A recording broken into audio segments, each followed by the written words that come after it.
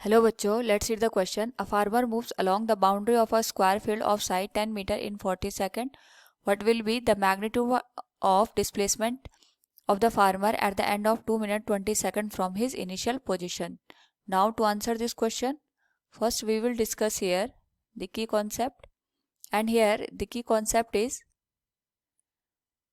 motion of a particle in a straight line. तो यहाँ पे एक फार्मर है जो कि एक स्क्वायर फील्ड की बाउंड्री के अलोंग यहाँ पे मूव कर रहा है.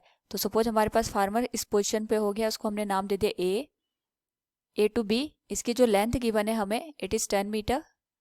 Again it is moving from B to C and C to D. तो हमारे पास यहाँ पे जो साइड ऑफ द स्क्वायर दे रखा है इट इज़ 10 मीटर.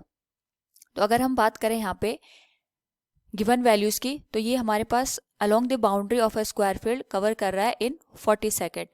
तो जो टोटल अगर हम लेंथ की बात करेंगे, कवर्ड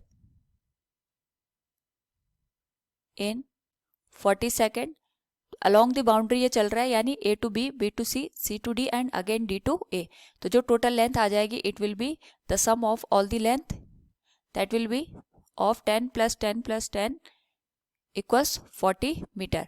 तो इस केस में हमारे पास जो स्पीड होगी it will be total length, जो या फिर हम डिस्टेंस की बात करेंगे यहाँ पे, टोटल डिस्टेंस और length will be divided by given time.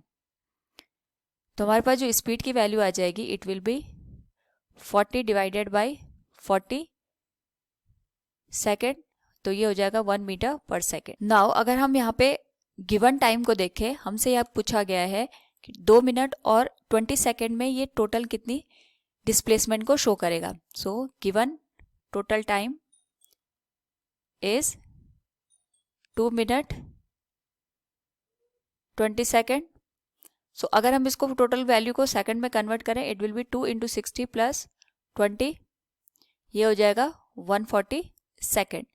तो पहले हम ये देखेंगे कि जो 140 सेकेंड गिवन है उसमें ये टोटल कितनी लेंथ को कवर कर रहा है. So we can say here length covered in 140 second, या डिस्टेंस हम इसको कह सकते हैं, इट विल बी 140 जो हमें गिवन टाइम है सेकेंड इंटू इसकी जो स्पीड गिवन है 1 metre per second, it will be 140 metre. Now अगर हम यहाँ पे बात करें इस पर्टिकुलर गिवन टाइम में जो हमारे पास डिस्प्लेसमेंट होगा उसकी वैल्यू को अगर हम फाइंड आउट करें, तो वी कैन से हियर कि जब हमारे पास ये एक कंप्लीट राउंड की बात करें, कंप्लीट राउंड में हमारे पास ये 40 मीटर को कवर कर रहा है, यानी जब हमारे पास 40 मीटर लेंथ हो जाती है उसे हम यहाँ पे मानेंगे कि जो हमारे पास पर्सन है वो ए से स्टार्ट होके दोबारा ए पे यहाँ पे पहुँच गया.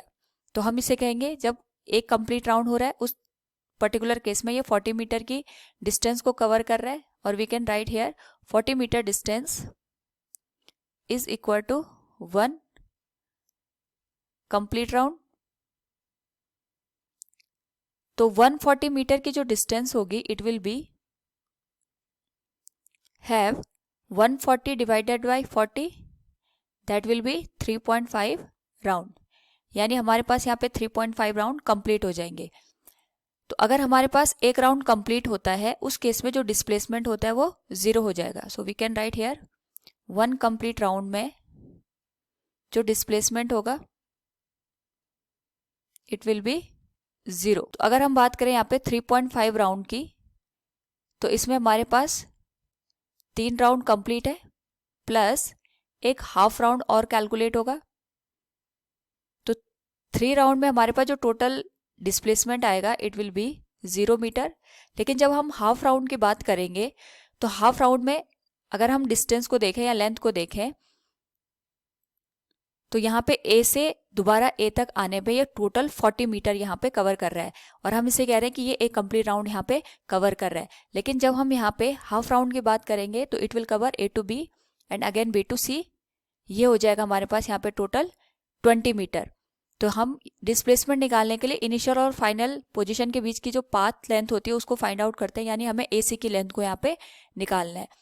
तो यहाँ पे हम लिख सकते हैं हाफ राउंड में हमारे पास जो डिस्प्लेसमेंट होगा it will be 20 metre and farmer will be at position C. So यहाँ पे AC की वैल्यू हम निकालेंगे by Pythagoras theorem. So it will be AB square plus BC square.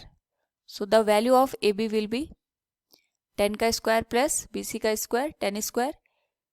It will be 100 plus 100, ये हो जाएगा 200 मीटर. और we can say जो AC की वैल्यू होगी it will be 10√2 और 14.14 metre.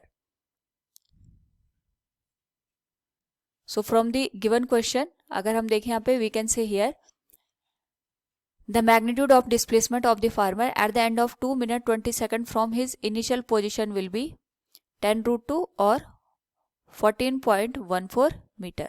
Hope all you understood it. Thank you and best of luck.